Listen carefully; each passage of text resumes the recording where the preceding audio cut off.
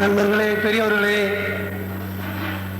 சகோதர சகோதரிகளே, திருவையாறு பாரதி இயக்கமும் தஞ்சாவூர் பாரதி சங்கம் இணைந்து நடத்தும் மகாகவி பாரதியாரின் 114 பிறந்த விழாவும் கவிஞர் திருலோக சீதாராமின் 76 பிறந்த விழாவும் விழாவிற்கு தலைமையேற்று நடத்தி கொண்டிருக்கும் தகைமை சான்ற TN ராமச்சந்திரன் ஐயா அவர்களே, எங்களது அழைப்பிற்கிணங்க இங்கு சொற்பொழிக்காட்ட வந்துள்ள பிரபல எழுத்தாளர் JK அவர்களே, மற்றும் எங்களது அழைப்பிற்கிணங்கி இங்கு வந்துள்ள மணச்சூர் கந்தசாமி, மோதி ராஜகோபால் மற்றும் அனைத்து நண்பர்களே, உங்கள் அனைவரையும் பாரத இயக்கத்தின் சார்பாகவும் தஞ்சாவூர் பாரதி சங்கத்தின் சார்பாகவும் வருக வருக என்று வரவேற்பதில் பெருமகிழ்ச்சி அடைகிறோம்.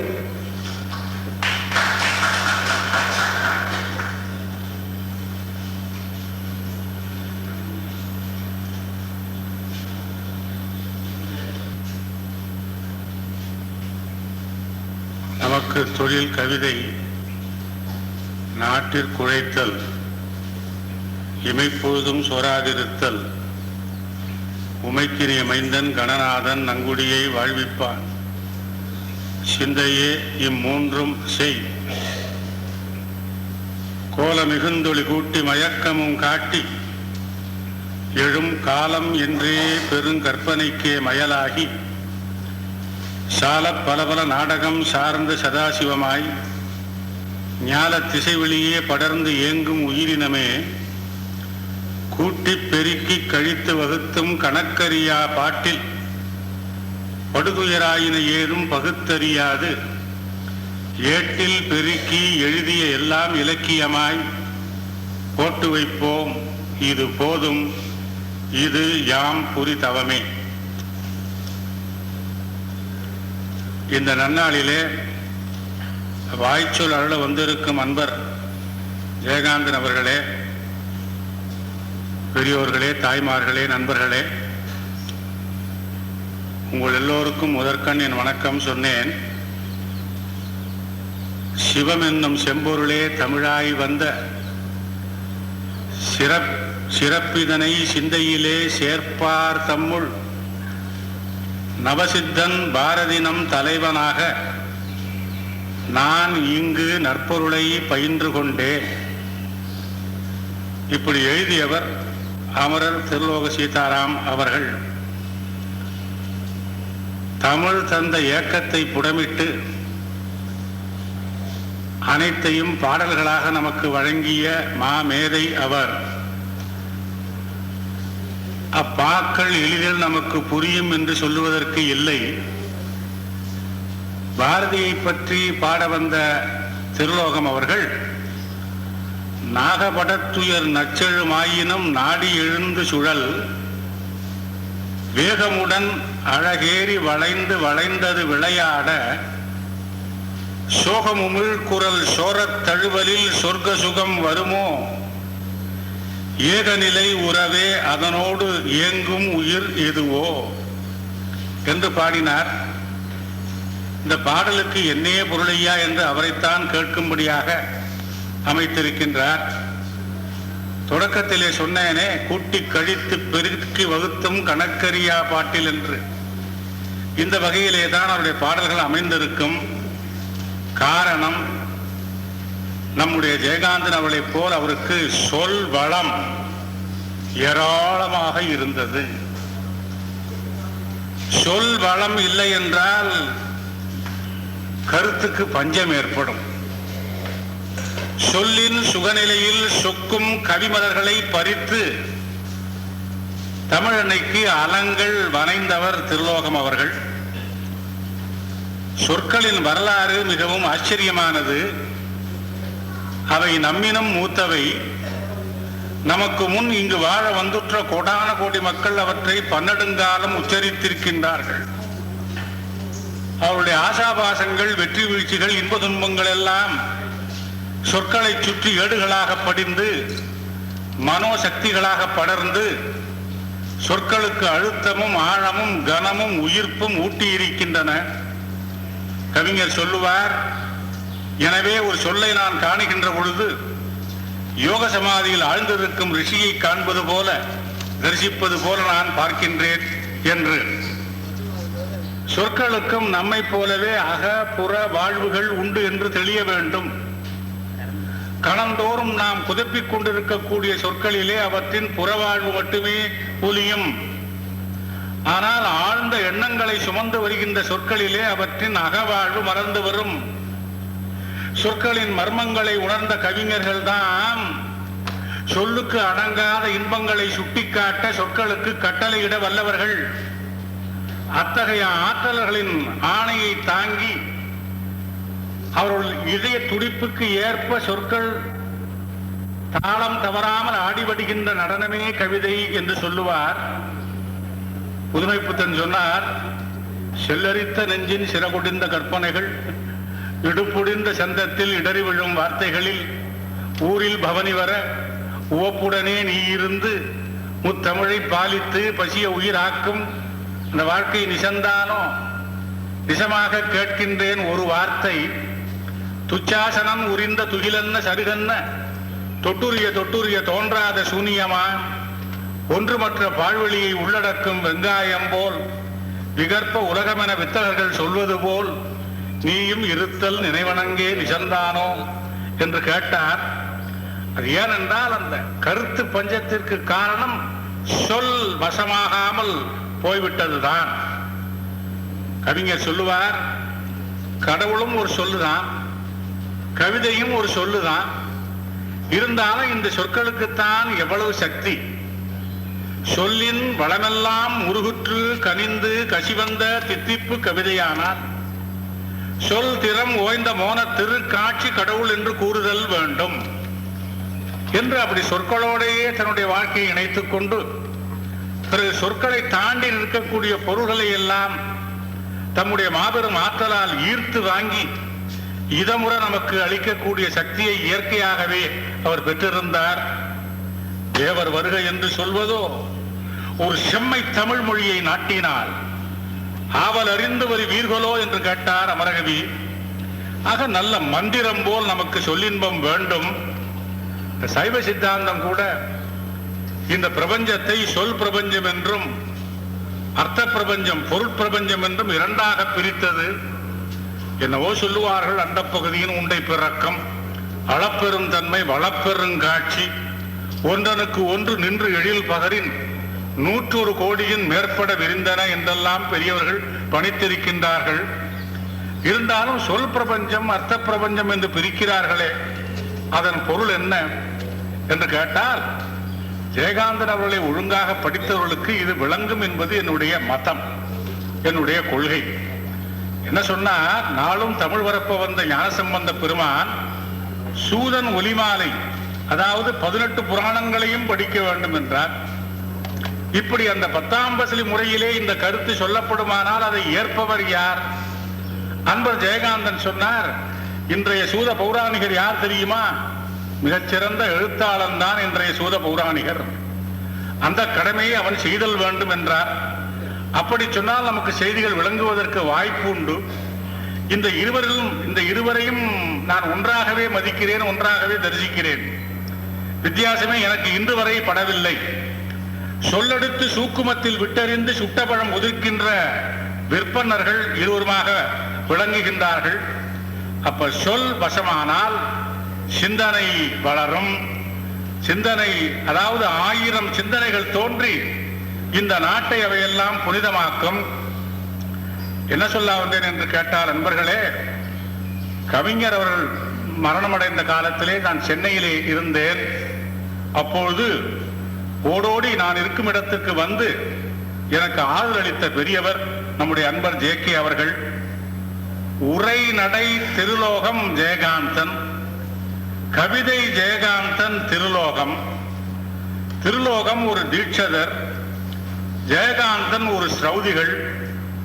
தமிழில் வேதம் பாடியவர் திருலோகம். அந்த தமிழ் வேதத்திற்கு தழைக்கும் பாஷ்யம் அருளியவர் ஜெயகாந்தன். இருவருக்குமே பிடிக்காதது ஒன்று, இந்த போலி வாழ்க்கை. போதும் இங்கு மாந்தர் வாழும் பொய்மை வாழ்க்கை எல்லாம் என்று அதை கனன்று சீறி அதை செதறும்படியாக செய்வதற்கான காரியங்களிலே தங்களை அர்ப்பணித்துக் கொண்டார்கள். அலைபட்ட கடலுக்கு மேலே சக்தி அருள் என்னும் தோணியினாலே தொலையட்டி கரையுற்று துயரற்று விடுபட்டு துணிவுற்ற குலசக்தி சரணத்தின் முடிதொட்டு ஜெயமொண்டு பயமில்லை மனமே என்று பாரதி சொன்ன அந்த பெருஞ்செய்தியை 20 பேர் நமக்கு சொல்லி வந்திருக்கிறார்கள். இந்த 20 உள்ள சிறப்பு என்னவென்றால், இந்த அபேதம் என்பது இவர்களுக்கு தடக்கை நெல்லிக்கனி, காக்கை குருவி எங்கள் ஜாதி, நீள் கடலும் மலையும் எங்கள் கூட்டம், நோக்கும் திசையெல்லாம் நாமன்றி வேறில்லை, நோக்க நோக்க களியாட்டம் என்பதை இருவரும் அந்த மாபெரும் அத்வைத உண்மையை கைவரப் பெற்றவர்கள். ஒரு செய்தியை சொல்லி நான் முடித்து விடுகின்றேன். ஏனென்றால் பேசி பேசி பெரும் பொழுது உருட்டுகின்றவன் நான். நல்ல பேச்சை கேட்பதற்கான வாய்ப்பு பல நாள்களுக்கு பிறகு இன்றைக்கு கிடைத்திருக்கின்றது. அதை நழுவ விட எனக்கு மனமில்லை. ஒரு சமயம் என்ன ஆயிற்று என்று கேட்டால், கவிஞருக்கு கொஞ்சம் பொருளாதார முறையிலே கஷ்டமான காலம். மனைவியாரை கூட இங்கே வந்திருக்கிறார்கள் இந்த பெரியவர்கள். அவரை வீட்டுக்கு அனுப்பிவிட்டு கபிலர்னு ஒருத்தர் இருந்தார். அவர் காப்பி கடை வைத்திருந்தவர். அந்த காப்பி கடை வைத்திருந்தவருக்கு கபிலர்னு ஏன் பெயர் கொடுத்தார்கள் என்றால், அப்படி அவரை நல்ல முறையில் வைத்திருந்ததால் அவர் கணக்கு வைத்துக் கொள்வதற்கு அனுமதி கொடுத்தார். அங்கே உணவு உண்டு விட்டு இரவு நேரத்தில் வந்த பொழுது திருலோகம் வீட்டை சுற்றி ஒரு சிறிய கும்பல் இருந்தது. என்ன என்று கேட்டால், இவர் வீட்டிலே யாரோ ஒருவன் கன்னம் வைத்து உள்ளே நுழைந்திருக்கிறான். பிறகு வெளிவந்திருக்கிறான், யாரும் பார்க்கவில்லை, ஓடி போய்விட்டான். இதை கேள்விப்பட்ட திருலோகம் அழத் தொடங்கினார். அழாத ஆண் சிங்கம் அழத் தொடங்கினார். பக்கத்தில் இருந்தவர்கள் ஏதோ பெரும் பொருள் நஷ்டமாயிற்று என்று எண்ணி, ஏன் அழுகிறீர்கள் என்று கேட்டவுடனே அவர் சொல்லுவார், எவ்வளவு தரித்திரம் இருந்தால் என் வீட்டுக்கு வந்திருப்பார். நேற்று தானே இருந்த ஒரு பெரிய பாத்திரத்தையும் அடகு வைத்தேன் என்று. இங்க மாத்திரம் என்ன, இரவு 8 மணி இருக்கலாம் என்று நினைக்கிறேன். படித்ததை வைத்து சொல்லுகிறேன். ஜெயகாந்தன் வீட்டில் முன்னாலே இருக்கக்கூடிய மரத்திலிருந்து, தென்னை மரத்திலிருந்து ஒருவர் இறங்கி கொண்டிருக்கிறான். அவனை பார்த்து இவர் கேட்கிறார், 1 வாரமாக உன்னை தேடிக் கொண்டிருக்கிறேன், நீ எங்கு போயிருந்தாய்? உனக்கு வேண்டிய காய்களை பறித்துக்கொள், எனக்கும் 1-2 கொடுத்து விட்டு போன. இப்படித்தான் இந்த இருவர்களும் எனக்கு காட்சி செய்கிறார்கள்.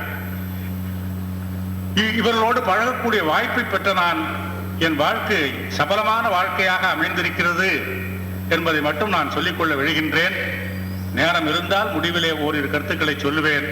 நீங்கள் அனைவரும் ஆவலோடு கேட்டிருக்கின்ற அந்த பெரும் பேச்சு இப்பொழுது தொடர இருக்கின்றது என்று சொல்லி அன்பர் ஜெயகாந்தன் அவர்களை பேசுவதற்கு பணிவோடு அழைக்கிறேன்.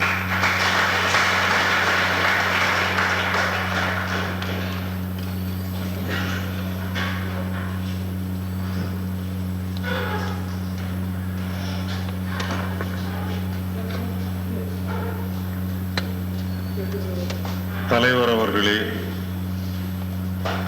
நண்பர்களே, பெரியோர்களே,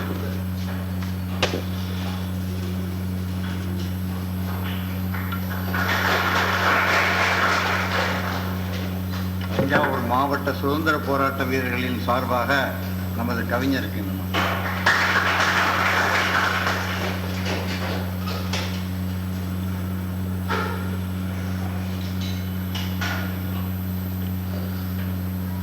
மகாகவி பாரதியை பற்றிய நினைவுகள், அமரர் திருலோக சீதாராம் அவர்களை பற்றிய நினைவுகள், இவை இரண்டையும் மனத்திலே சேகரித்து அவர்களை பற்றி நாம் இன்றைக்கு என்ன உணர வேண்டும் என்பதனை முன்னிறுத்தி உங்கள் மத்தியில் சில மொழியை துணிகிறேன்.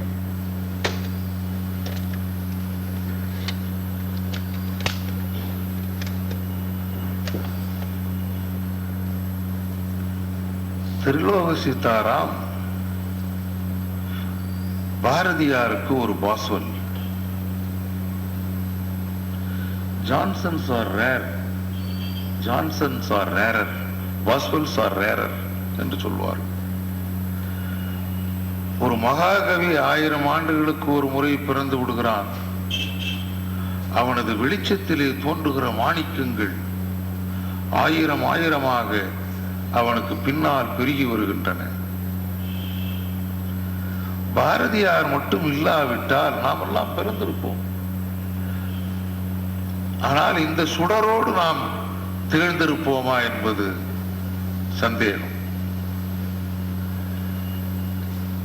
அவருடைய தூதுவர்களாக நாமெல்லாம் பாரதி யுகத்தைச் சேர்ந்த பிரஜைகள்.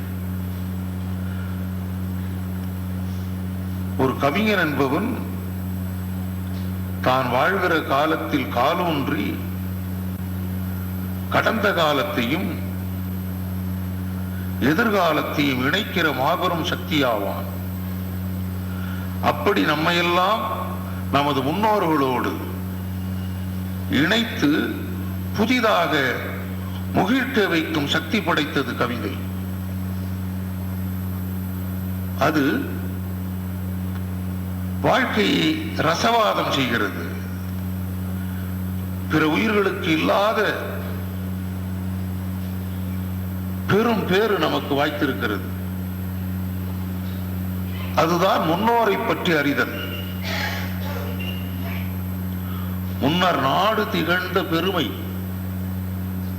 மூண்டிருக்கும் இந்நாளின் நிகழ்ச்சி பின்னை நாடு ஊரும் பெற்றி. இந்த பின்னை நாடு ஊரும் பெற்றிக்கு ஒரு தூதுவனாக அதை செய்து முடிக்க வேண்டிய ஒரு சேவகனாக திகழ்பவன் கவிஞன். அதற்கு உருவாக இருந்த கருவி கவிதை. அவர்கள் பார்த்தால் யாரையும் போல் இருப்பர், எளியர்க்கு எளியராயிருப்பர். ஆனால் அவரே அரியர்க்கும் அரியர். ஆனால் அவருக்கு எளியர்க்கும் எளியராய் தோன்றுவர். அவருடைய அறிவை விடவும் அவருடைய புலமையை விடவும் அவருடைய அன்பு ஆழமானது. அன்பற்ற அறிவு மிகவும் அபாயகரமானது. அவர்கள் அறிவிலே கொஞ்சம் குறைந்தவர்களாக இருந்தால் கூட குற்றமில்லை. அவர்கள் அன்பிலே நிறைவானவர்கள். கொடுமை செய்பவர்களை பார்க்கின்ற பொழுது, குருடர்களை பார்க்கின்ற பொழுது ஏற்படுகின்ற அனுதாபம் அவர்கள் உள்ளத்தில் சுரக்கிறது. எப்படி ஒரு அவயவம் இல்லாதவனுக்கு, கண்ணில்லாதவனுக்கு நாம் உதவி செய்கிறோமோ அல்லது நடக்க முடியாதவனுக்கு உதவி செய்கிறோமோ, அதுபோல் அன்பு செலுத்த ஒரு அவயவம் வேண்டும். அது இல்லாதவர்களுக்கு அன்பு உடையோர், கண் இல்லாதவர்களுக்கு கண் உடையோர் எத்தகு உதவி புரிகிறார்களோ அத்தகு உதவி புரிதல் வேண்டும் என்கிற பேருள்ளம் இருந்து பிறக்கிறது அந்த கவிதை.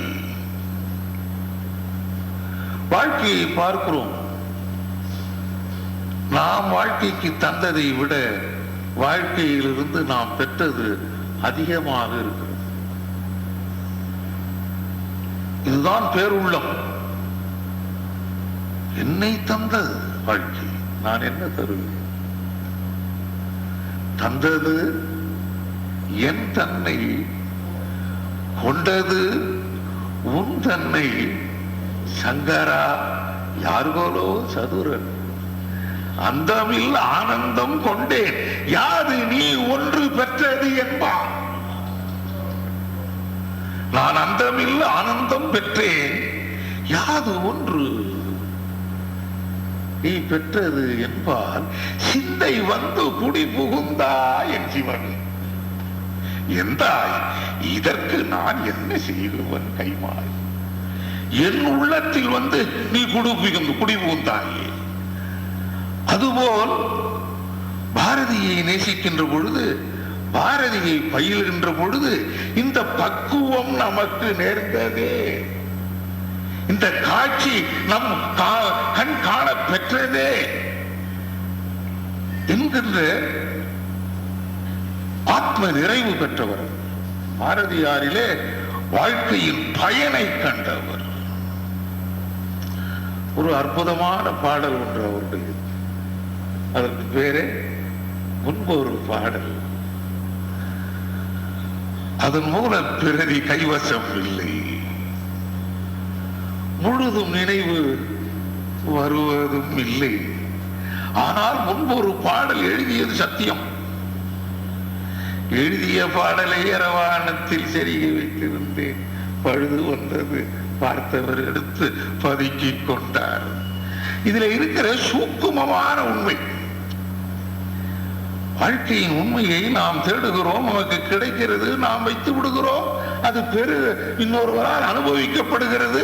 ஆனாலும் அது நமக்கு நினைவாகவே, அந்த நினைவுதான் தெய்வதம். நாம் அனுபவித்து கையிலே அடக்கி வைத்து பூட்டி வைத்துக் கொண்டிருப்பதெல்லாம் நம்முடைய அழுக்குகள், நாம் இழந்தவையே நாம் எண்ணி எண்ணி மறுபடியும் துய்ப்பது.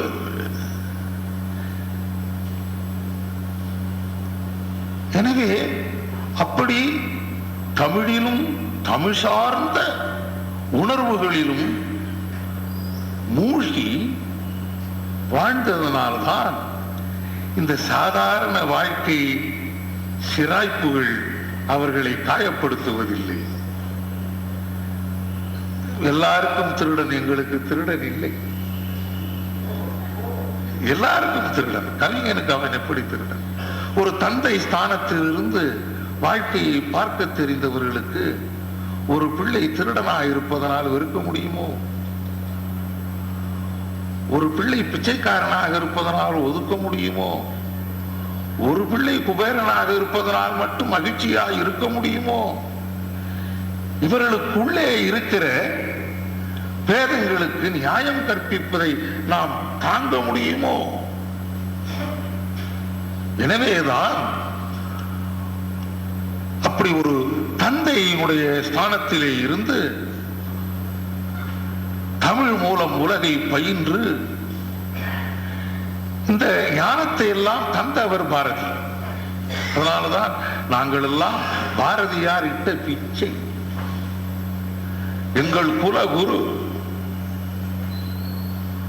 அதிலே இருந்து தழைக்கிறோம். நாங்கள் மனிதர்களே, வெறும் உயிர்களாக இருந்தால் பரவாயில்லை, மனிதர்களாய் அதுவும் தமிழர்களாய் வாழ்வதெனின் நாம் பாரதியாரின் வழி தோன்றர்கள் என்று சுயானுபூதியாக தம்மை அர்ப்பணித்துக் கொண்டவர்கள். என்றால் பாரதியாருக்கு போய் பாடியதுதான் யார் என்ன தரப்போகிறார்கள்? பாரதி என்பது என்ன? ஸ்பிரிட். சொல்லுக்கு பின்னால் மந்திரம் போல் சொல்லி சில சமயங்களில்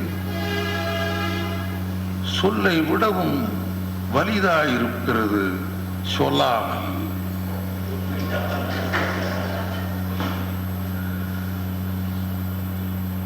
நயனில சொல்லினும் சொல்லுக,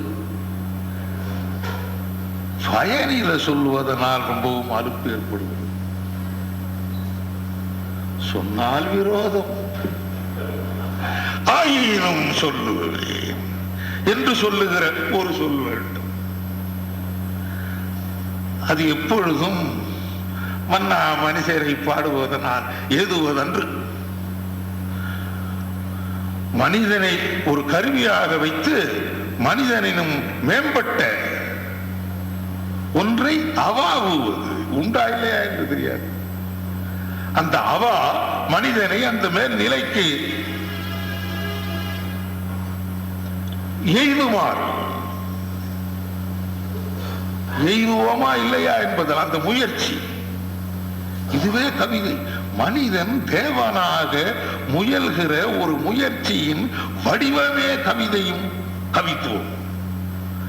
அதைவிட தெய்வத்துக்கு அருகாமையான இடம் எதுவும் மனிதருக்கு வாய்க்கவில்லை.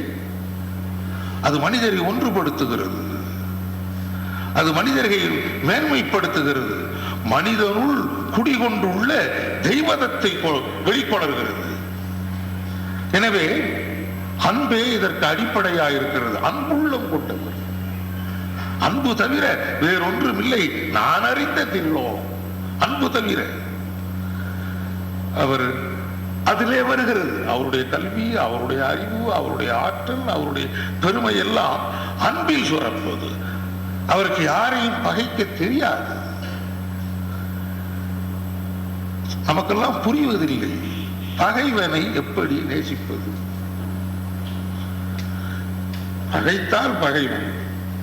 சரி, நாம் பகைக்கவில்லை, அவன் பகைக்கிறான், எனவே பகைவன். அந்த பகைவனை எப்படி நேசித்தல்? அந்த பகைவனை வாழ்வித்தால்தான் நமக்கு வாழ்வு என்கின்ற இயற்கை நியதி அமைந்திருக்கிறது. உதாரணமாக, உயிருக்கு பகை தீ. அதை கண்டு அஞ்சாத, அதிலே அடியாத, அதனின்றும் விலகாத உயிரினம். ஜெகதீஷ சந்திரபோஸ் சொன்ன தாவரமும் ஒரு உயிர் தானே, அதுவும் கூட. தீ என்றால் எல்லாவற்றுக்கும் பகை. ஏனென்றால் தீயை பயக்கும், அது அஞ்சப்படும். ஆனால் அந்த தீ ஆனந்தமயமாக ஒன்றாக இருக்கிறது. அக்கினி கொஞ்சொன்று கண்டே, அதை அங்கு ஒரு காட்டிடை பொந்தியினில் வைத்தேன், வெந்து தணிந்தது காடு என்று அந்த தீயின் மகிமையை பாடுகின்ற இதுதான் பகைமையை நேசித்தல். தீயை பாதுகாக்காமல் நமக்கு வாழ்வே இல்லை. எல்லா உயிரினங்களையும் எல்லாவற்றையும் ஈவு இரக்கமில்லாமல் பற்றி படர்ந்து சாம்பராக்கி அழிக்கின்ற அந்த தீ மனித வாழ்க்கைக்கு இன்றியமையா தேவையாய், பாதுகாக்கப்பட வேண்டியதாய், வணங்க தகுந்ததாய், நேசிக்கப்படுவதாய், மேலும் மேலும் வளர்ச்சிக்கு இன்றியமையாத ஆதார சக்தியாய் அக்னி ஆனது அறிவினால் அல்லவா? இல்லாவிட்டால் அது பகைதான். இப்பொழுதும் தீக்குள் விரலை வைத்தால் உன்னை தீண்டும் இன்பம் தோன்றுவது இந்த அறிவில் அல்லவா? தீயை அடக்கி கையிலே வைத்துக் கொண்டிருப்பது அறிவு. அக்னியை ஆட்டி படைப்பது அறிவு. அக்னியின் மீது ஆட்சி கொண்டிருப்பது அறிவு. அப்போ ஒன்றை அறிவதன் மூலம் அறியாமை பகைமையை வளர்க்கிறது, அறிவது நட்பை வளர்க்கிறது. இவ்வளவுதானே. பகைமை அறியாமையை வளர்க்கிறது, அறியாமையினால் பகைமை வளர்க்கிறது. ஒரு மொழி ஏன் அதன் மீது பகைமை வருகிறது? அறியாமை. ஒரு மனிதன் அவன் மீது ஏன் இன்னொருவனுக்கு பகைமை வருகிறது? அவனை அறிவதில்லை.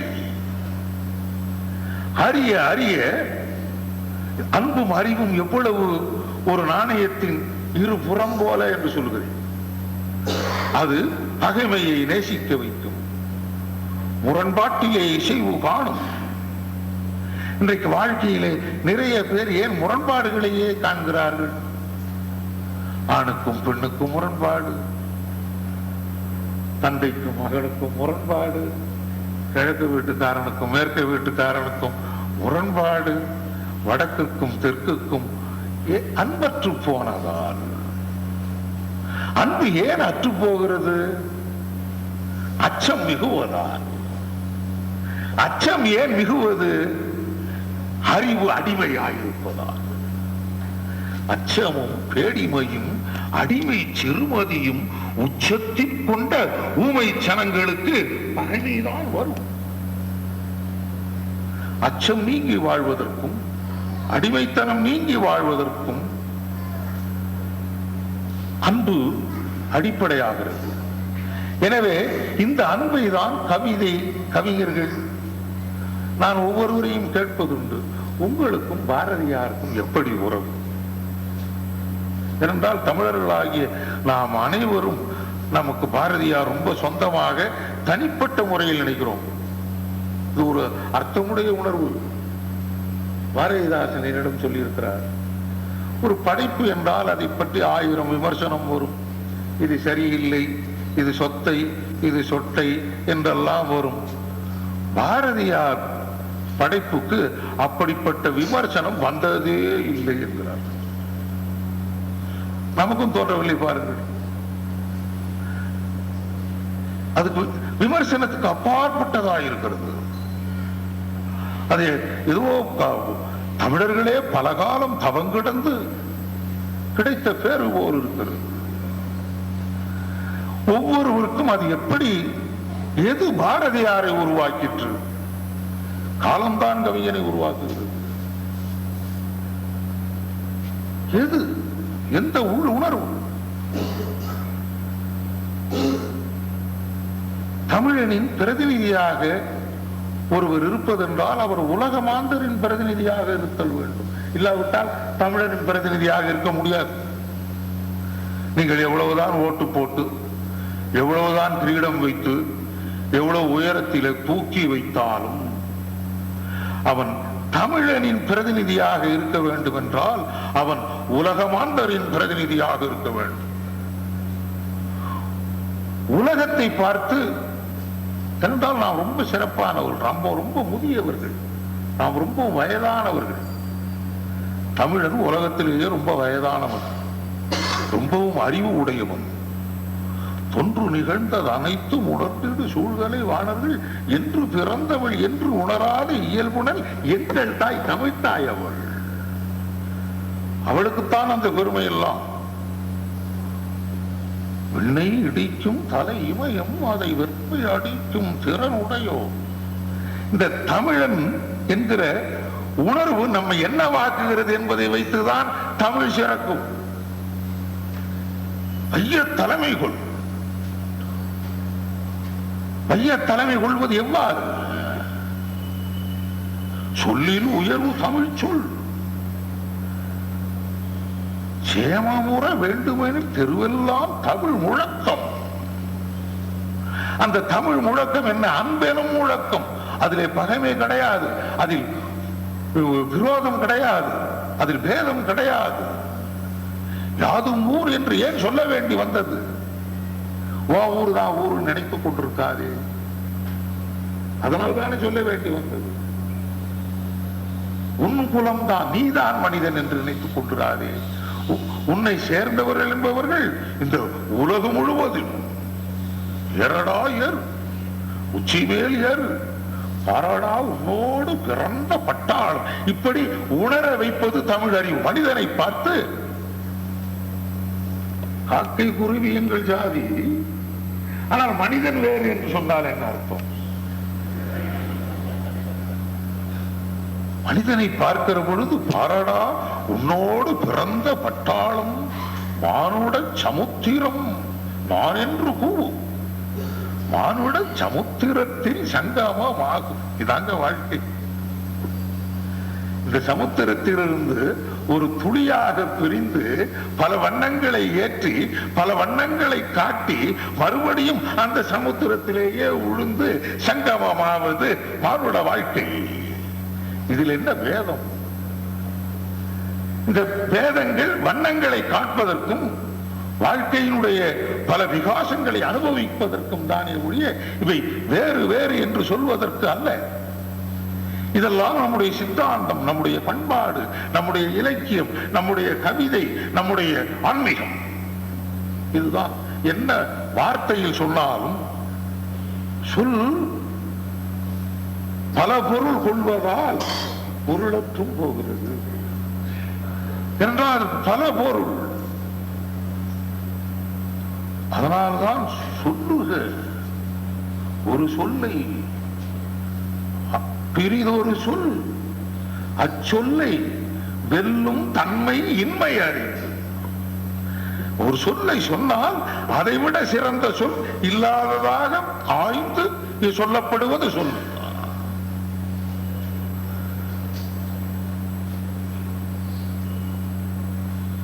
அதுவும் அது காலகாலமாய் மனிதர்களின் எண்ணங்களை சுமந்து இன்றைக்கும் அதை ஏற்று நமக்கு உயிர்ப்போடு உணர்த்துகிற ஒரு வடிவமாயிருக்கிறது, ஒரு சொல், ஒரு எழுத்து.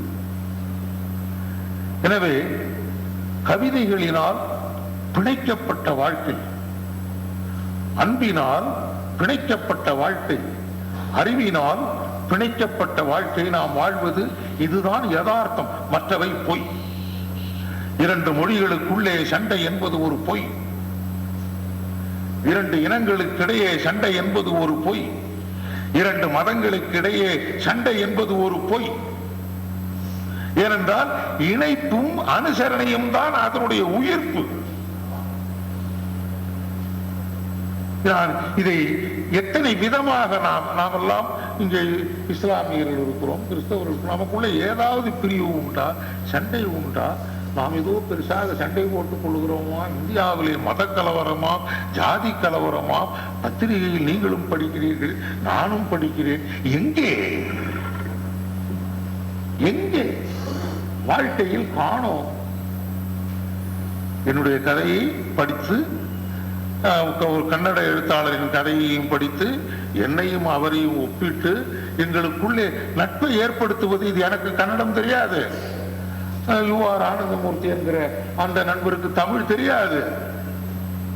எங்கள் இருவரையும் ஒன்று சேர்த்து வைப்பது இது தமிழும் கன்னடமும் அறிந்த மக்கள், மலையாளமும் தமிழும் அறிந்த மக்கள், இந்தியும் இன்ன பிற பாஷைகளும் தெரிந்த மக்கள்.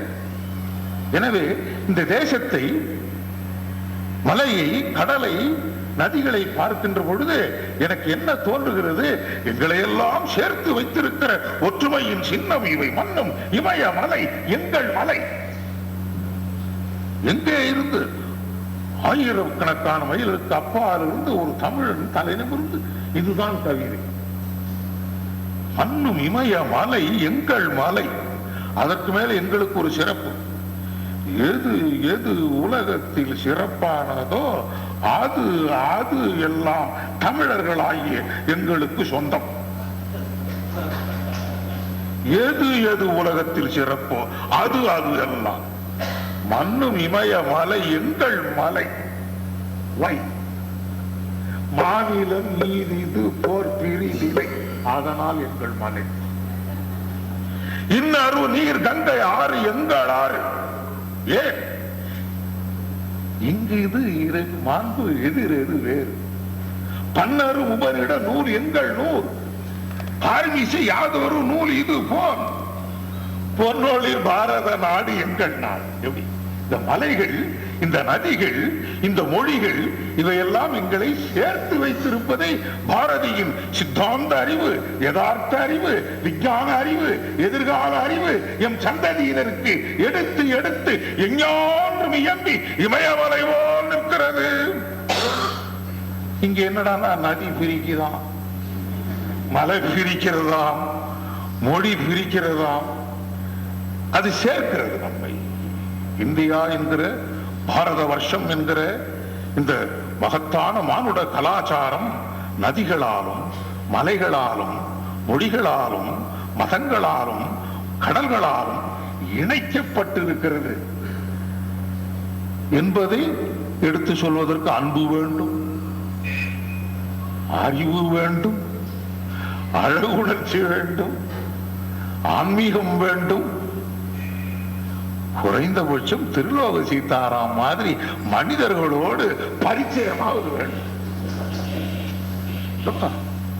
இந்த கருத்துக்களின் சொரூபமாக தமிழ்நாடுக்கும் திரிந்து வளைத்து எல்லாரையும் அணைத்துக் கொண்ட ஒரு பேருருவம் அவர்.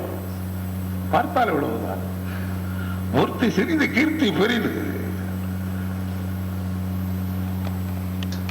ஒரு மனிதனை நேசிப்பதற்கு மனைவி சாட்சி சொல்ல வேண்டும், பிள்ளைகள் சாட்சி சொல்ல வேண்டும். அதனால்தானே தக்கார் தகவிலா என்பர் அவரவர் எச்சம், நாங்கள் அவர்களுடைய எச்சம் எங்களை வைத்து அவர்களை அறிந்து கொள்ளுங்கள். எங்களை வைத்து இவன் தந்தை என்னோற்றான் கொல் என்று வியப்பு எய்துங்கள் என்பது போல் நாம் வாழ்தல் வேண்டும் அல்லவா? எனவே கவிதை நமக்கு கட்டளையிடுகிறது. எந்த சட்டத்துக்கும் பணியாதவர்கள், எந்த ஆக்கினைக்கும் அடங்காதவர்கள் கவிதைக்கு தஞ்சம் புகுந்து விடுகிறார்கள். அப்படிப்பட்ட கவிதை சொல் புதிது, பொருள் புதிது, சுவை புதிது என்றால் காலத்துக்கு ஏற்ப கடவுளிடம் போய் என்ன வேண்டுவது எனக்கு தெரியவே இல்லை. நமக்கு என்ன இல்லை, நமக்கு ஏதாவது இல்லாமல் இருந்தால் அல்லவோ கடவுளிடம் வேண்ட வேண்டும். வேண்டத்தக்கது அறிவோய் நீ என்ன வேண்டும். ஏதோ குழந்தைகள் மாதிரி அப்பா அம்மா குழந்தைகள் அது வேணும் இது வேணும் இது வேணும் எல்லாம் கேட்கும். அதனால அம்மா அப்பாவுக்கு தான் தெரியும் என்ன இதுக்கு நிஜமா வேணும். அதையும் புரிந்த குழந்தை தான் கவிஞர்கள். அவர்கள் கடவுளிடம் வேண்டுவது தமக்காக அல்ல, இந்த மாநிலம் பயனுற வாழ்வதற்காக. பாடுவதும் எல்லாம் எதற்கு என்றால் மக்கள் மீது கொண்ட அன்பால். இது தவிர வேறொன்றும் தெரியவில்லை. அன்பு வடிவமாக இருப்பதனால்தான் அவர்களிடம் அருட்கவி நிறைந்து பொழிந்து வழிகிறது. ஏதோ விருப்பத்தினால் இச்சையினால் புகழுக்காக எழுதுபவர்கள் அல்ல. சிவாஜி பத்திரிகை இன்றைக்கும் அது இதெல்லாம் பெட்டகம். இதை பறிபோய் விடவில்லையே, இதை யாரும் சூறையாடி விடவில்லையே என்று கவலைப்படாதீர்கள். அதை சேகரித்து வைத்திருப்பது, அது நாளாக ஆக அதனுடைய மதிப்பு கூடும். சேகரித்து வைக்க வேண்டியவை என்பது நம்மிடம் சிக்கி இருக்கிறது. நிர்லோக சீதாராமோடு நாம் பழகியது என்பதற்கு எத்தனை கோடி கொடுக்கலாம் இருந்தால்.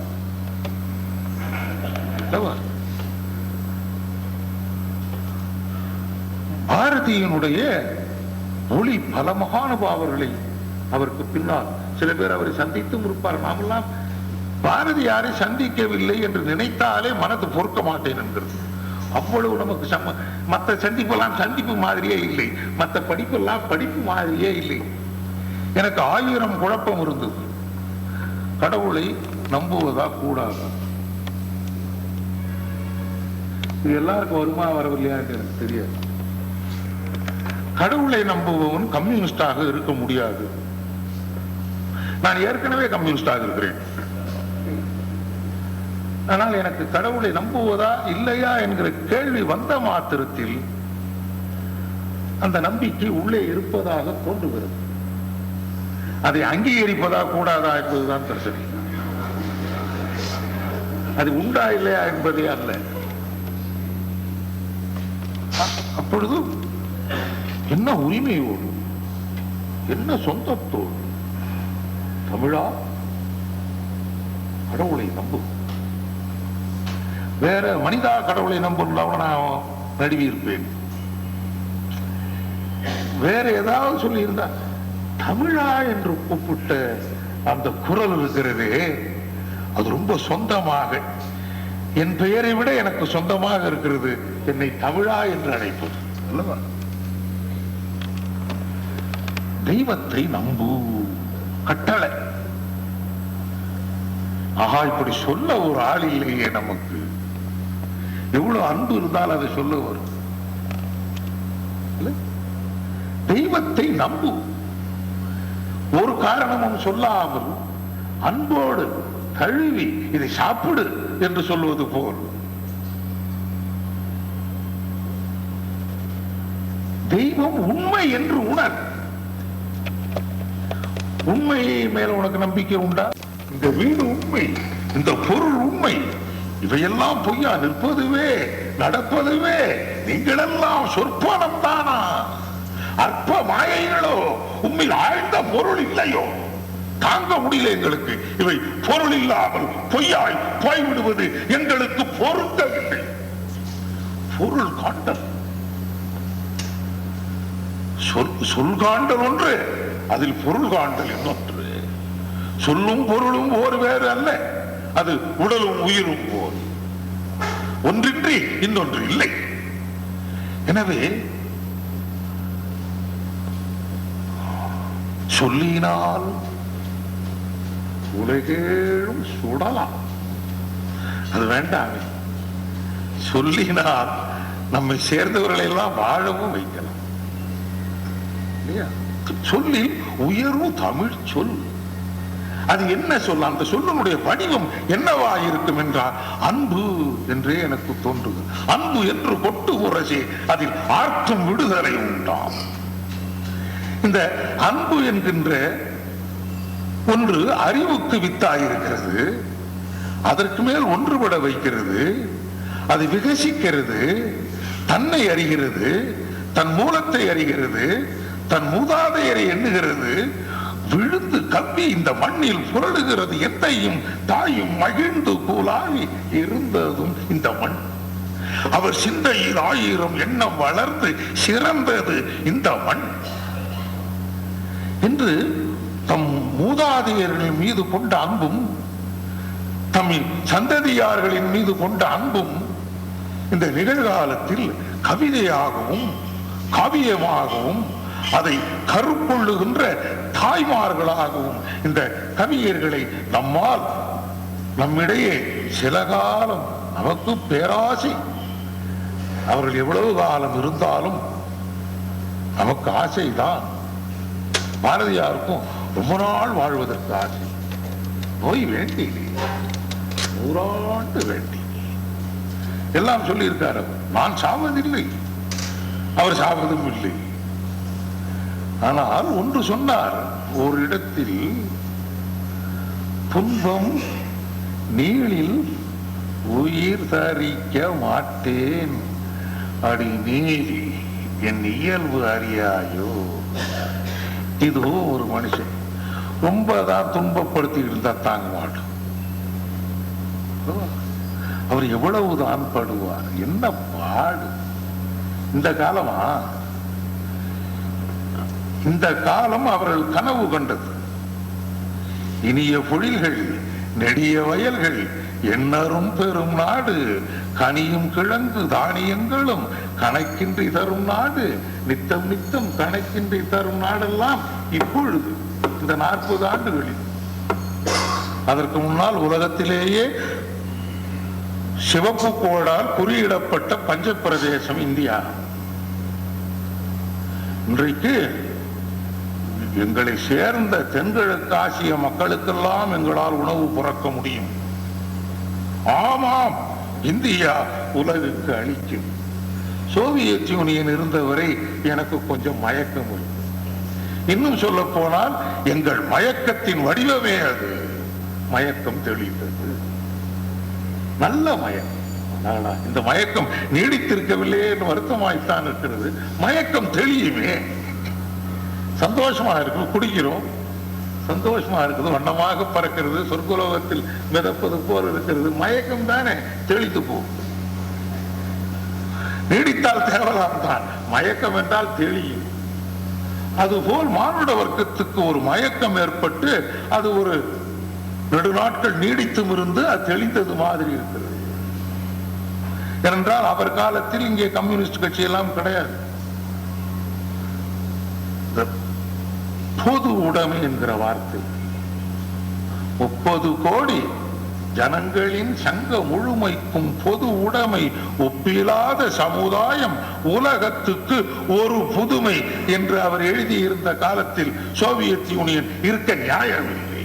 இருந்தால் 2வது புதுமை என்று என்ன மாதிரி அந்த மயக்கத்தில் ஆட்பட்டு அவரும் சொல்லி இருக்கலாம். இந்தியாவைத்தான் சொன்னார். 30, அன்றைக்கு 30 கோடி. கோடி எத்தனையானாலும் 30 கோடி 300 கோடி என்று வைத்து, ஜனங்களின் சங்க முழுமைக்கும் பொது உடைமை, ஒப்பிலாத சமுதாயம், உலகத்துக்கு ஒரு புதுமை. அது என்னடா புதுமை? மனிதர் நோக மனிதர் பார்க்கும் வாழ்க்கை இல்லாத புதுமை. இதுதான் புதுமை. மனிதர் நோக மனிதர் பார்க்கும் வாழ்க்கை நம்மில் இனி உண்டோ? மனிதர் நோக மனிதர் பார்க்க, மனிதர் உணவை மனிதர் பாதிக்கும் வாழ்க்கை. ஐயோ, எந்த பிராணியும் செய்வதில்லை.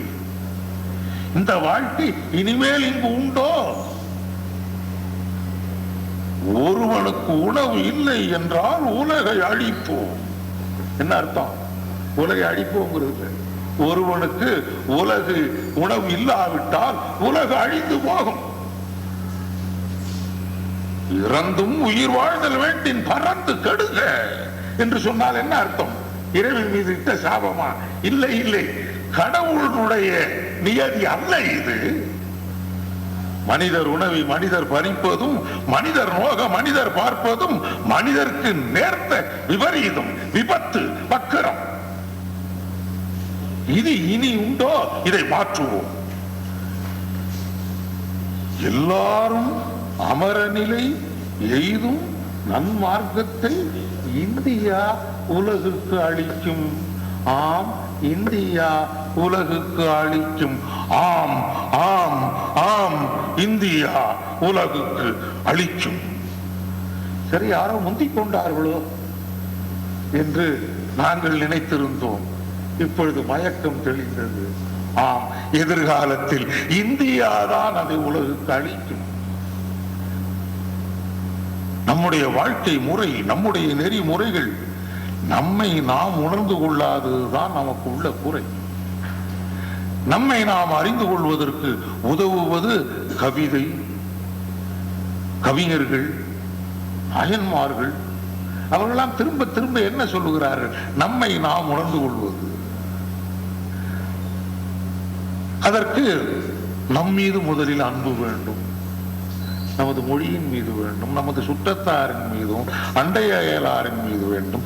அடுத்த ஒரு இன்றைக்கு நமக்கு இருக்கிற எல்லாம் இருக்கிறது நம்மிடம்.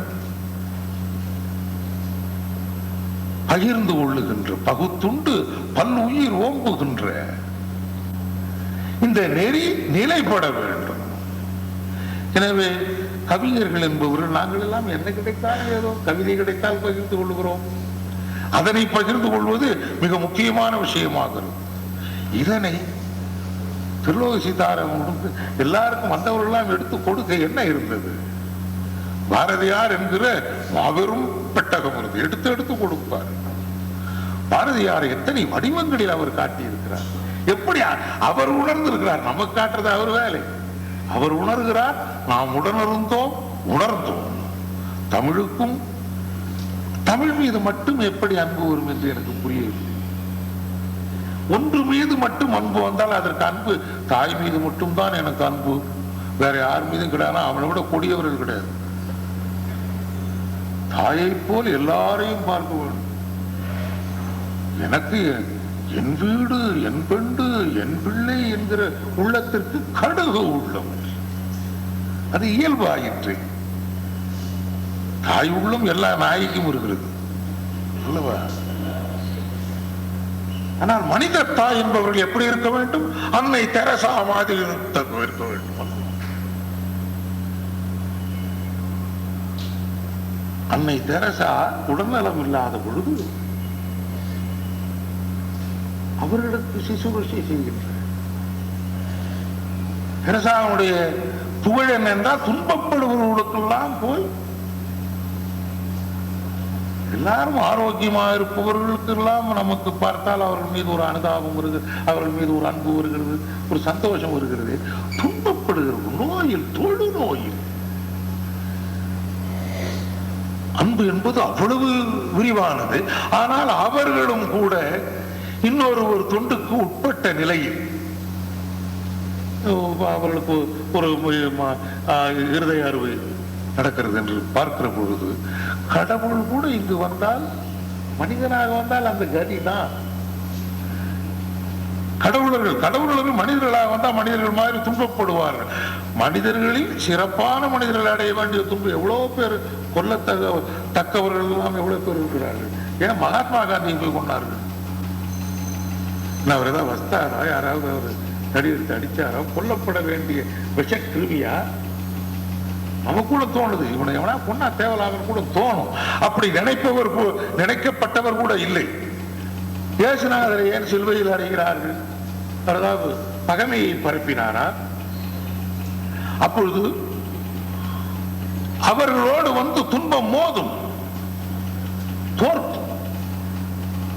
அவர்களை வெல்லவில்லை. அது வறுமையோ அல்லது வேறு வாழ்க்கை சோதனைகளோ இவர்களை வெல்லவே இல்லை. இவர்களிடம் வந்து அது தோற்று போயிற்று. அவர்கள் தேவை, அவர்களுடைய தேவை மிக மிக எளிமையானது. தேவை என்று ஏதாவது உண்டா என்று கூட எனக்கு தெரியாது. தில்லோக சீதாராமும் நாங்களும் சந்திக்கின்ற பொழுது இவருக்கு பொருளாதாரம் என்று ஒன்று உண்டா? அப்படித்தான் எனக்கு அவருக்கு பொருளாதார தேவை. அவரை அது எப்படி சொல்லுவது? என்னை பார்த்தால் ரொம்ப பேருக்கு அப்படித்தான் தோணும், இவனுக்கு கூட பொருளாதார தேவை உண்டா என்று. ஏனென்றால் நாங்கள் உள்ளத்தால் வள்ளல்கள்.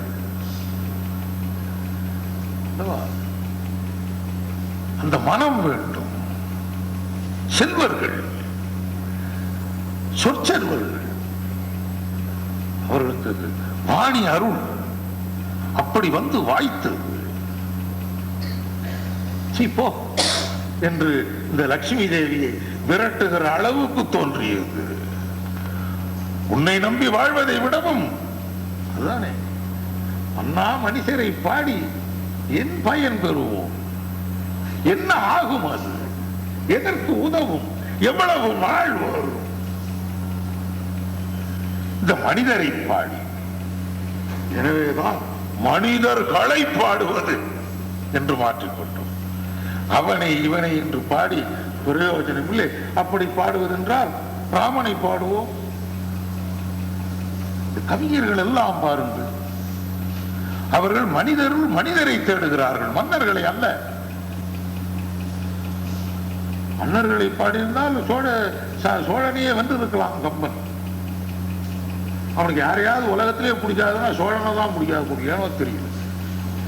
ஏனென்றால் அவன் மன்னன். இந்த கம்பராமாயணம் பூரா சோழன் ஒரு வரி இல்லைங்க. அன்னைக்கு சோழ சாம்ராஜ்யம் கொடிகட்டி பறக்கிறது.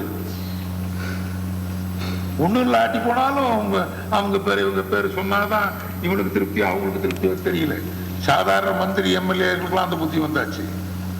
சோழ சாம்ராஜ்ய காலத்தில் எங்கேயாவது சொல்ல வருவாரான்னு பார்த்தா சோழ நாடுன்னு காவிரி வளநாடு.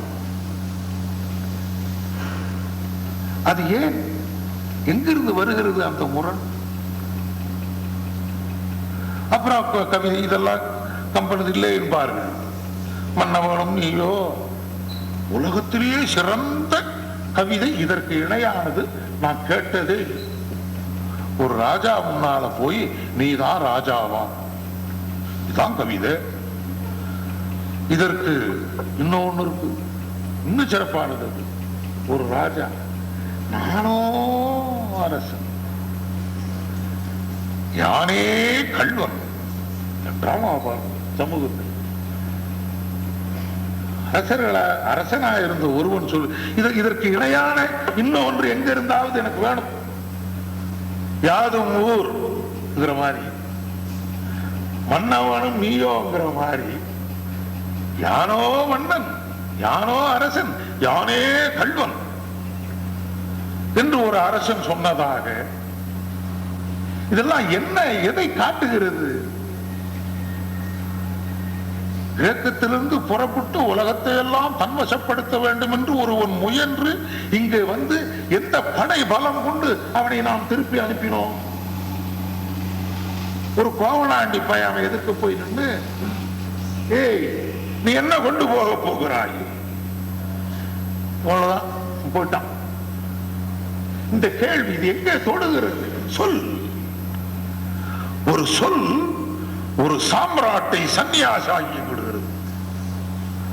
யுத்த வெறியும் ஆதிக்க வெறியும் கொண்டு உலகத்தையே தன் குடைக்கீழ் கொண்டு வர வேண்டும் என்று கொக்கரித்த ஒரு சாம்ராட்டை ஒரு சொல் பிச்சைக்காரனாக்கி விடும். என்ன கொண்டு போகிறாய், என்ன கொண்டு வர, இதை இந்த கேள்வியை கேட்க தகுந்த மண். கவிதை தவிர வேறொன்றுக்கும் இடம் கொடுக்காத கருவூலம். எதை எடுத்தால் கவிதை.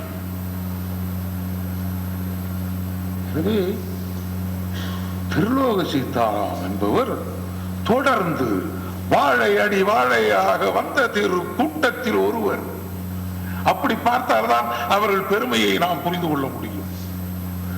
தினசரி ஒரு சூரியன் உதிக்கிறது, அது மறைந்து போகிறது, மறுநாள் இன்னொரு சூரியன் முளைக்கிறது. இப்படியான அறிவு கண்டு கொண்டது. ஆனா யதார்த்தமா தானே. ஏன்னா இந்த பக்கம் முளைக்கிறது, அப்புறம் போறது, மறுபடியும் அங்கிருந்து தான் கிளம்பணும்.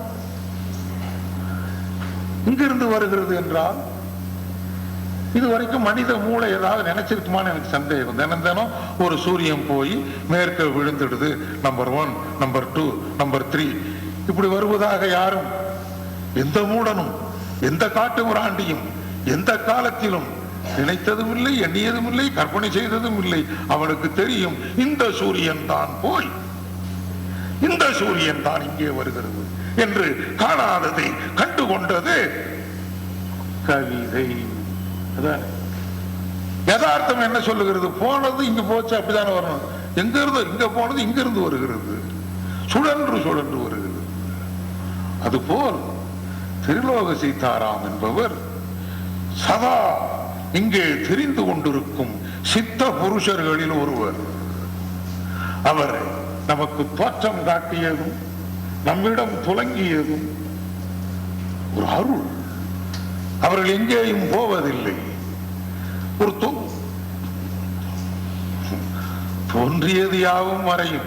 ஆனால் சூரியன் தோன்றி மறைவது போல. ஆனால் தோன்றியது யாவும் மறையும் என்றால் என்ன பொருள்? மறைந்தது யாவும் தோன்றும் என்பதுதான். எனவே இந்த பெரும் சுழற்சியில் சிக்குண்ட மகாபாகியவான்கள் தான். அவர்களை கண்டுகொண்டோம், அவர்களின் சொற்களை கேட்டோம், அவர்களை சுமந்தோம். அந்த சொற்களையும் அந்த கருத்துக்களையும் இன்னும் சுமந்து கொண்டு சுவாசித்து வாழ்கிறோம், வாழ்வோம். இதிலே இருந்து நமது சந்ததிகள் சுடரோடு பொலிவர். பாரதி தந்த எண்ணற்ற முத்துக்களில் நம் காலத்தில் நம் கைக்கு மிக அருமையாக கிடைத்த ஒரு முத்து திருலோக சீதாராம். அவரை நினைத்தால் பாரதியாரை நினைக்காமல் இருக்க முடியாது. அவரை நினைத்தால் வேதத்தை நினைக்காமல் இருக்க முடியாது. அவரை நினைத்தால் இந்தியாவை நினைக்காமல் இருக்க முடியாது. தமிழனாக பிறந்தவன், அவரோடு பழகியவன். அந்த அளவுக்கு இந்தியாவின் சொரூபமாக நம் மத்தியிலே வாழ்ந்தவர். அவர் ஒரு மகத்தான இந்தியர், பாரத புதல்வர், ஆரியபுத்திரர் என்று அவர் எவ்வளவு வேண்டுமானாலும் புகழலாம். அவரோடு நாம் பழகினோம்.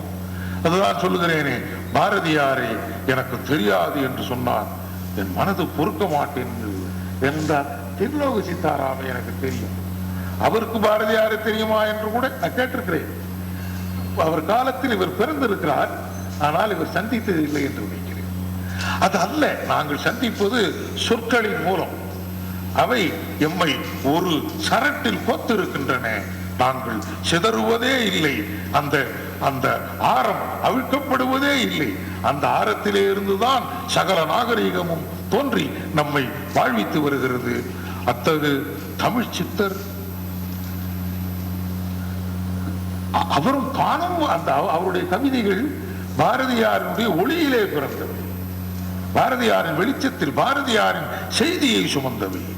பாரதி நம் காலத்தில் வாழ்ந்திருந்தால் என்னென்ன கருத்துக்களை சொல்லி எவ்வளவு எளிமையாக, எவ்வளவு அரியவராக நம்முடைய வாழ்ந்திருக்க கூடும் என்பதற்கு ஒரு அனுமானமாய் திகழ்ந்தவர் திருலோக சீதாராம். அவருடைய துணைவியார், அவருடைய புதல்வர்கள், அவருடைய புதல்வியர்கள், இவர்களை எல்லாரையும் விட நாங்கள் அவர்களோடு சொந்தம் கொண்டாடுபவர்கள், சொந்தம் உடையவர்கள் என்பதனை அவர்களிடம் சொல்லிக் கொள்வதிலே நாங்கள் மகிழ்ச்சி அடைகிறோம். அதை கொண்டாடுவதில் நாங்கள் பெருமை அடைகிறோம். தமிழர்கள் எத்தனை பேர் என்பது முக்கியமல்ல, எவ்வளவு ஆழமாக ஒன்றை உணர்ந்திருக்கிறார்கள் என்றால் திருலோக சீதாராமை நாங்கள் ஆழமாக உணர்ந்து அனுபவித்து அனுபூதி செய்து கொண்டிருப்பது போல் வேறு யாருக்கும் யாரும் இல்லை என்று சொல்வேன். இவை அனைத்தும் மூல தெய்வமான எங்கள் குருவான பாரதியாரனுடைய புகழுக்கு இவை யாவும் சான்றுகள். இவை இன்னும் நிறைய பெருகும். நாம் பாரதி யுகத்தில் வாழ்கிறோம். பாரதி என்பவன் பாரத தேசத்தின் பிரதிநிதி. ஏதோ தமிழ் கவி, தமிழ் மகாகவி என்று நினைக்காதீர்கள். அவன் உலக மகா கவி என்பது உண்மை ஆயின் அவனை இந்தியா தவ புதல்வன் என்பதை மேற்கொள்ளும். இதற்கான பணிகளை மேற்கொண்ட ஒரு படையினுடைய தளபதியாக திகழ்ந்தவர் திருலோக சீதாராம். அவருடைய திருநாமம் வாழ்க, அவருடைய பணி சிறக்க, அவருடைய சொல் வெல்க என்று கூறி விடைபெறுகிறேன்.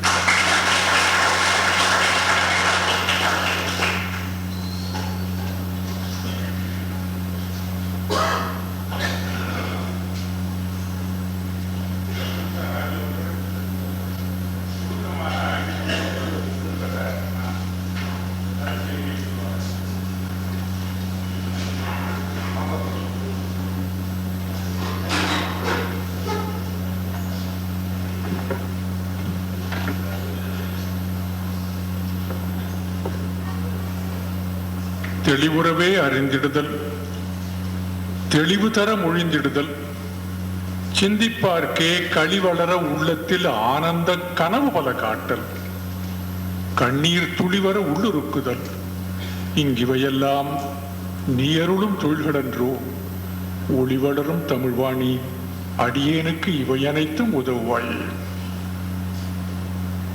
மேடையில் வீற்றிருக்கும் பெரியோர்களே, என் முன்னால் அமர்ந்திருக்கும் சான்றோர்களே, இந்த ஒரு பெரிய வைபவத்தில் எனக்கு பங்களித்தது குறித்து நான் பெரிதும் மகிழ்ச்சி அடைகிறேன். உங்களுக்கு நன்றி செலுத்துகிறேன். கவிஞர் திருலோக சீதாராம் திருவையாற்றில் பிறந்தவர் என்பதே பல பேருக்கு தெரியாமல் இருந்தது. அவர் திருவையாறு லோகநாத சீதாராம் என்பதை மக்களுக்கு தெரிவித்து அவருக்காக ஒரு விழா எடுத்த பாரதி சங்கத்தினரையும் பாரதி இயக்கத்தினரையும் எவ்வளவு பாராட்டினாலும் தகும். கவிஞர் திருலோக சீதாராம், தந்தை பெரியார், தோழர் ஜெயகாந்தன் ஆகியோர் மூவரும் ஒரு மேடையில் இருந்த ஒரு நிகழ்ச்சியை மட்டும் உங்களுக்கு நினைவுபடுத்திவிட்டு நான் விடைபெறுகிறேன். நான் அப்பொழுது பணியில் இருந்த காலம். கவிஞர் எனக்கு கடிதம் எழுதியிருந்தார். 30 ஆண்டுகளுக்கு முன்பு நாங்கள் தமிழ் எழுத்தாளர்கள் ஒரு மகாநாடு நடத்தப் போகிறோம், அதற்கு ஏற்றதாக உன் திட்டத்தை மாற்றிக்கொண்டு வா. அதற்கேற்றாற்போல் நானும் அங்கு போய் சேர்ந்தேன். தந்தை பெரியாரிடம் எனக்கு ஈடற்ற மதிப்பு உண்டு. உங்களில் எத்தனை பேர் அவருடைய குடியரசு என்ற வார இதழ், பகுத்தறிவு என்ற மாத இதழ், ராமாயண ஆராய்ச்சி அவைகளை படித்திருக்கிறேன் என்று தெரியாது. தோழர் ஜெயகாந்தன் அவற்றின் நெசவு இலக்கியம் என்று கூறினாலும் எனக்கு அது உண்மையிலேயே உரம் அளித்தது, திடம் அளித்தது. அதை நான் மறக்கவில்லை. பெரியார் மேடையில் அமர்ந்திருக்கிறார். தோழர் ஜெயகாந்தன் அவர்களும் இருந்தார். கவிஞரனை சிவகுமாரன் என்றுதான் அழைப்பார்கள். சிவகுமாரன், நீங்களும் மேடையில் ஏறுங்கள், நீங்கள் ஒரு தீர்மானம் முன்மொழிய வேண்டும், அதற்காக நீங்கள் அங்கேயே இருங்கள் என்றார். எனக்கு அது ஒரு பெரிய வாய்ப்பு. தந்தை பெரியாரை அவ்வளவு அருகில் இருந்து நான் பார்த்ததே இல்லை. தந்தை பெரியாருக்கு முன்பு தமிழ் இலக்கியத்தை பற்றி பலர் பேசினார்கள். சங்க இலக்கியங்கள், சிலப்பதிகாரம், பரிபாடல் ஆகியவை பற்றி பல பரிமாற்றங்கள் நடந்தன. தந்தை பெரியார் வழக்கம் போல் எழுந்திருந்தார். அது ஒரு சிங்கம். என்னடா வெங்காயம், சிலப்பதிகாரத்தை பத்தி பேசினீங்க, அதுல இல்லாத மூட நம்பிக்கை எங்கே இருக்கிறது? அது ஒரு இலக்கியமா? முதுகுரு பார்ப்பார் மனம் செய்விக்கிறார்கள். கண்ணகி மதுரையில் இருந்து யாரை வெளியேற்ற வேண்டும் சொல்கிறார்களோ அவர்கள் எல்லாம் வெளியேற்றினார்கள். அந்த மூட நம்பிக்கை எல்லாம் நம்ப வேண்டுமா? என்று சரமாரியாக அடுக்கடுக்காக சாடிவிட்டார். இவ்வளவையும் பொறுமையாக அன்பர் ஜெயகாந்தன் உட்கார்ந்து கேட்டுக்கொண்டே இருந்தார். பிறகு தோழர் ஜெயகாந்தன் எழுந்திருந்து துவங்கினார். நமஸ்காரம், வணக்கம் இல்லை.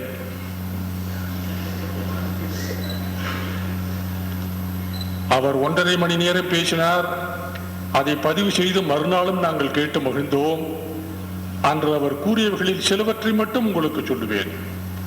அவர் கூறினார், இந்த பஞ்சதந்திரத்தில் ஒரு கதை உண்டு. இந்த கிணறு என் முப்பாட்டன் வெட்டியது, அதனால் அது உப்பு தண்ணீராக இருந்தாலும் அதைத்தான் குடிப்பேன் என்று சொல்லுவோன் ஒரு மூடன். இந்த கிணறு என் முப்பாட்டன் வெட்டியது, அது நல்ல தண்ணீராக இருந்தாலும் அதை குடிக்க மாட்டேன் என்று சொல்லுவோன் அவனை விட பெரிய மூடன். தன்மான இயக்கம், தனித்தமிழ் இயக்கம் ஆகியவற்றையெல்லாம் இன்று தமிழ்நாட்டில் தோற்றுவித்தவன் ஒருவன். அவன் என் பாட்டன். அவன்தான் சின்னசாமி ஐயர் சுப்பிரமணிய பாரதி என்று அழுத்தம் திருத்தமாக சொன்னார். நாங்கள் எல்லோரும் நிலைகுத்தி போய் நின்றோம். இது அவருக்கு நினைவிருக்கிறதா இல்லையா என்று தெரியாது. கூட்டம் முடியும் தருவாயில் பெரியார் அண்மையில் இருந்தவரை பார்த்து, பையன் யாரு?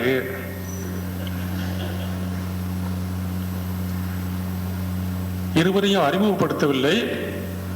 அப்பொழுது அருகில் இருந்தவர் கூறினார், அவர் ஒரு நல்ல தமிழ் எழுத்தாளர், ஒரு கம்யூனிஸ்ட், துணிவாக பேசுபவர், சாமியார் பெண்ணெல்லாம் சுற்றி இருக்கிறார், நிறைய தமிழ் முறையாக படித்திருக்கிறார், இன்று தமிழ்நாட்டில் மிகச்சிறந்த எழுத்தாளர் என்று கருதப்படுபவர்.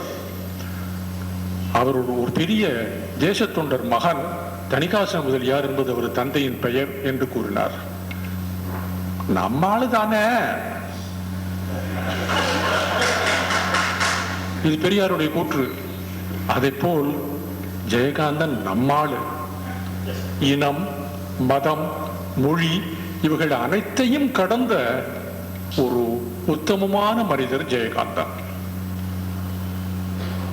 அவர் திருலோகத்தை பற்றி பேசவும் பாரதியை பற்றி பேசவும் கேட்ட நாம் எல்லோரும் மிகப்பெரிய வாய்ப்பை பெற்றவர்கள். அதற்காக நான் பெரிதும் மகிழ்ச்சி அடைகிறேன். அன்பை பற்றி அடிக்கடி திருலோகம் ஒரு பாடலை சொல்லுவார். அதை நான் உங்களுக்கு நினைவுபடுத்துகிறேன். இந்த புவிதனில் வாழும் மரங்களும் இன்ப நிர்மலர் பூஞ்செடி கூட்டமும் அந்த மரங்களை சூழ்ந்த கொடிகளும் ஔடதம் மூலிகை பூண்டு போல் யாவையும் எந்த தொழில் செய்து வாழ்வனவோ. மானுடர் உழாவிடினும் வித்து நடாவிடினும் அன்றி நீர் பாய்ச்சாவிடினும் வானலுக நீர் தரும் மேல் வகை வகையாய் நெற்கள் பொருட்கள் மலிந்திடுமாம் என்றும். நான் அதற்கு மஞ்சுகிறேன் மானுடரே, நீவர் என் மதத்தை கை கொள்மின். Fowls in the air sow not, neither do they reap, yet thy father feedeth them. நான் அதற்கு மஞ்சுகிறேன் மானுடரே, நீவர் என் மதத்தை கை கொள்மின். பாடுபடல் வேண்டா, உன்னுடலை வருத்தாதீர், உணவு இயற்கை கொடுக்கும், உங்களுக்கு தொழில் இங்கு அன்பு செய்தல் கண்டீர். இதைத்தான் நெகிழ்ச்சியோடு ஆழமாக மிக அழுத்தமாக தோழர் ஜெயகாந்தன் கூறினார். அதற்காக நாம் எல்லோரும் ஒரு கடமைப்பட்டிருக்கிறோம். இந்த வாய்ப்பை அளித்தமைக்காக மீண்டும் உங்களுக்கு நன்றி செலுத்துகிறேன். தெள்ளுற்ற தமிழமுதின் சுவை கண்டார், இங்கமரர் சிறப்பு கண்டார்.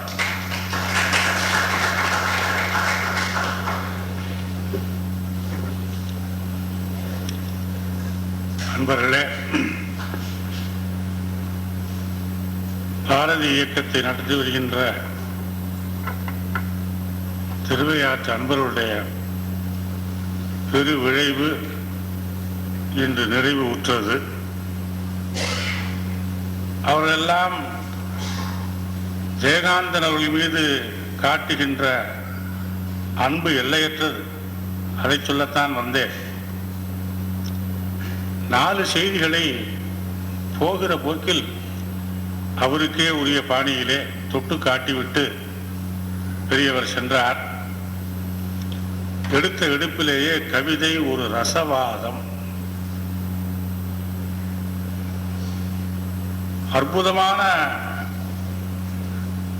அறிவிப்பு அது. இன்றைக்கு புது கவிதை பல கோணங்களிலே வெளிவந்து கொண்டிருக்கின்றது. திருலோக சீதாராம் காலத்திலே புதிதாக சோதனை போட்டு எழுத வந்த நேரத்திலே கேட்டார்கள், இதெல்லாம் பாடலா? அதை செவிமடுத்த திருலோகம் சொன்னார், எழுத்தாளன் கதை கவிதை இலக்கியத்தில் புது முயற்சி, இதெல்லாம் என்ன புதிர் என்ற குரல் கேட்கிறது. புதிரில்லை புதிதில்லை, பூமிக்குள் உள்ளதுதான் மண்ணின் முழையுருட்டில் மக்குமுயிர் பேருண்மை, விதிச்சிக்கல் படைப்புண்மை விளக்கு ரசவாதம் இது. நான் முன்பே சொன்னேன், இருவரும் ஒரே பாஷையைத்தான் பேசுவார்கள். அப்படி அவர்களுக்குள்ளே இருக்கக்கூடிய ஒரு அத்துவித கலப்பிலே நான் என்னை கரைத்துக் கொண்டவன். பிறகு சொன்னார், தெய்வத்தை நம்பு. அதை எப்படி பாரதி நமக்கு உணர்த்தினார் என்பதை அவருக்கே உரிய முறையிலே எடுத்து சொன்னார். 3 செய்திதான். உயிர்களிடத்தில் அன்பு வேணும், தெய்வம் உண்மை என்று தான் அறிதல் வேணும், தெய்வம் உண்மை என்று தான் அறிதல் வேணும், வைரமுடைய நெஞ்சு வேணும், இது வாழும் முறைமையடி பாப்பா. வையத்திலே வாழ்வாங்கு வாழ்ந்தால் வானொலியும் தெய்வத்துள் வைக்கப்படும் என்று அறிவோம். வள்ளுவ பெருந்தகையிடம் சென்று வையத்திலே வாழ்வாங்கு வாழ்தல் எங்கனம் என்று கேட்டால் 1330 குறள்களிலே விளக்கி இருக்கிறேன் என்று சொல்லுவார். 11 உரை கண்டிருக்கிறார்கள். இவற்றிலே நாம் ஆழங்கால் படத் தொடங்கினால் அது எங்கு கொண்டு போய் செலுத்துமோ நமக்கு தெரியாது. ரத்ன சுருக்கமாக மந்திரம் போல் சொல்லின்பம் வேண்டும். அதான் பாரதியார் சொன்னார், ரொம்ப பேருக்கு இப்ப சேரிட்டி என்ற வார்த்தைக்கு பொருள் தெரியல. காரிட்டாஸ் என்பதுதான் மூலச்சொல், அதற்கு அன்புன்னு பேரு. அதான் ஃபெய்த், ஹோப் அண்ட் சேரிட்டி என்று கிறிஸ்துவ அன்பர்கள் சொல்லுகின்றார்களே, அதைத்தான் பாரதியார் சொன்னார், உயிர்களிடத்தில் அன்பு வேணும், அதான் சேரிட்டி. தெய்வம் உண்மை என்று தான் அறிதல் வேண்டும், ஃபெய்த். வைரமுடைய நெஞ்சு வேணும், அதுதான் ஹோப். இந்த 3 இருந்து விட்டால், 3 உன்னுடைய அனுஷ்டானத்திற்கு வந்து விட்டால், அது வாழும் முறைமையை நீ அறிந்து கொண்டவனாக ஆகிவிட்டாய் என்பதற்கான அடையாளம். முன்பே ஒரு முறை சொல்லி இருக்கிறேன், ஆனால் பலருக்கும் அது தெரியாமல் இருக்கலாம். திருச்சியிலே கத்தோலிக்கர்கள் அமைத்து தந்த அச்சகம் ஒன்று நடந்து வந்தது. அதிலே 3 ஞானிகள் பிறந்திருக்கும் கிறிஸ்து பகவானை தரிசிப்பதற்காக சென்று கொண்டிருக்கின்றார்கள். மேலே ஓர் நட்சத்திரம் வழிகாட்டுகிறது. திருலோகத்திற்கு இதனுடைய வரலாறு தெரியாது. அந்த அச்சகத்தை நிர்வகித்து வந்த ஒரு பெரியவரை பார்த்து இதன் பொருள் என்ன என்று கேட்டார். வரலாற்றை சொன்னார். அவர் உள்ளே சென்ற பொழுது அந்த படத்துக்கு கீழே ஒரு பாட்டு எழுதினார். ஒற்றை தனி விண்மீன் உயரத் திருள் வானில் கற்றை கதிர் வீசி கடிகு வழி காட்டி வர பற்றறுத்து பாலைவன பாழுலக பாதையிலே மற்றோர் குறிப்பற்றார் மன்னர் அதோ போகின்றார். தி மீட்டிங் ஆஃப் தி மேகை என்று இதை சொல்லுவார்கள். ஆக அன்பினாலே ஈர்க்கப்பட்டு எப்படி மதுரகவி ஆழ்வார் காசியில் இருந்து ஆழ்வார் திருநகரிக்கு வந்து சேர்ந்தாரோ அதை போல் இந்த 3 ஞானிகளும் அந்த நட்சத்திர ஒளியிலே எம்மெரியை கண்டு தரிசித்தார்கள் என்பதை பார்க்கிறோம். அழகா ஒன்று சொன்னார், காந்தியை போய் கொல்லணுமா, அப்படி ஒரு எண்ணம் வருமானார். திருலோகம் சொன்னார், அப்படித்தான் உலகம் இருக்கும், யாரும் சீர்திருத்த முன்னுக்கு வராதீர்கள். அவர் சொன்னார் வேடிக்கையா, சீர்திருத்தம் என்பது கடவுளோடு போட்டி போடுகின்ற வேலை. ஆகவே சீர்திருத்தவாதிகளை இந்த உலகம் தண்டிக்கும். இந்த உலகம் என்பது ஒரு மத யானை. தன் மீது அமர்ந்த சீர்திருத்த கொசு எப்பொழுது உட்கார்ந்தது, எப்பொழுது பறந்து சென்றது என்பதை இந்த உலகம் அறியாது. அது தன் பாட்டையிலே போய்கொண்டிருக்கும். பேசிக்கொண்டு வரும்போதே பெரியவர் சொன்னார், சொல் நன்று, சொல்லாமை அதனினும் நன்று. அப்படி மந்திரம் மாதிரி பேசணும். அதுக்கு பாரதியிடம் மனசை பறி கொடுக்கணும். அப்ப கவிதைனா என்னன்னு விளக்குகின்ற போது திருலோகம் சொன்னார், கவிதையே தேவையில்லைப்பா, மௌனம் வசப்படவில்லை, அதனால வாய திறக்கிறோம். மோனம் உழைத்து எழுந்த முதற்சொல் கவிதை. அது ஞானி என்பவன் பேசுகின்ற போது ஞானி, வாயை மூடிவிட்டால் மோனி. அந்த மோனத்தை உரைத்து கொண்டு சொல் வந்தா அது உரித்து கொண்டு வரும். அதுக்கு என்ன பொருள்னு கேட்கக்கூடாது. அதைத்தான் தொடக்கத்திலேயே சொன்னேன், கூட்டி கழித்து பெருக்கி வகுத்தும் கணக்கறியா பாடு. அது என்னவென்று கண்டுபிடிக்க முடியாது. அதனால சொல்லுவார், சொல்லு எப்படி இருக்கணும்? ஜெயகாந்தன் சொல்லுவார், அப்படி இடுப்புல கையை வைத்து நெஞ்சை நிமிர்த்தி விட்டல் பிரபு மாதிரி நிற்கணும்னாரு. நோஞ்சலா இருக்கக்கூடாது சொல்லு. இது ஒரு சொல்லா என்று கேட்கும்படியாக இருக்கக்கூடாது. அவ்வளவு வீரியமும் காம்பீரியமும் படைக்க வேண்டும். தீ கடைந்து எழுந்த தென் சொல் திருலோகம். தீ கடைந்து எழுந்த தென் சொல் பல வகையாக பார்க்கலாம். இப்படி முடிவாக சொன்னார். நான் என்ன நினைச்சேன்னா, சொல்லுவதற்கு தைரியம் இல்லை. அவருக்கு தைரியம் என்பது அது உடன்பிறப்பு கூட பிறந்தது. எங்கள் திருலோகம் ஒரு சித்தர், எனக்கு முன்னே சித்தர் பலர் இருந்தாரப்பா, நானும் ஒரு சித்தன் வந்தேன் என்றெல்லாம் பாரதி சொல்லுவாரே. அதுக்கு என்ன பொருள் என்றால், அவர் மறையவில்லை, அவர் எண்ணங்களை நம்மிடம் ஒப்படைத்திருக்கின்றார். அவற்றை பேணி பாதுகாக்க வேண்டியது நம் தலையாய கடன் என்ற ஒரு பெருஞ்செய்தியை சொன்னார். அதை நீங்கள் நினைவிலே கொண்டு கடைபிடிப்பீர்கள் என்று நம்புகின்றேன். முடிவாக சவுந்தரராஜன் அவர்கள் நன்றி சொல்வார்கள்.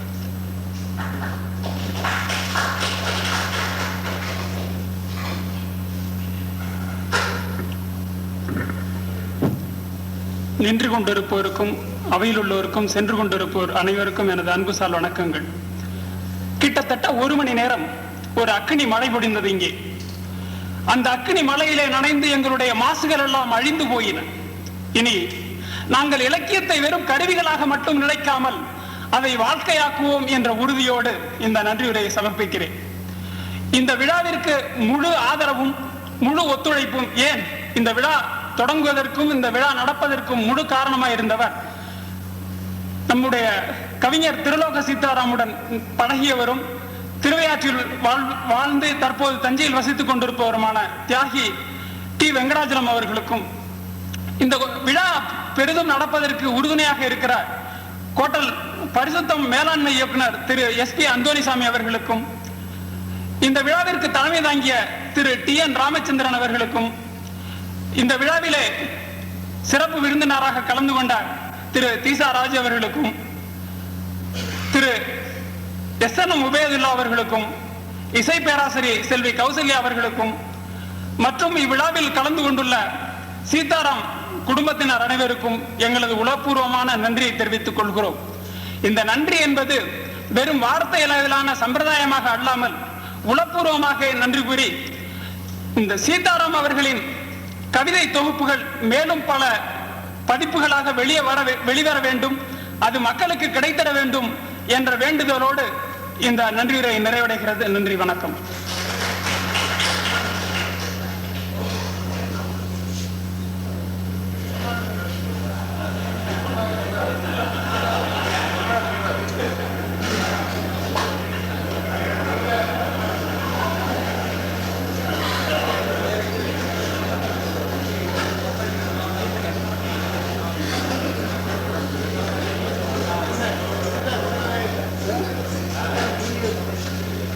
இருக்காங்க.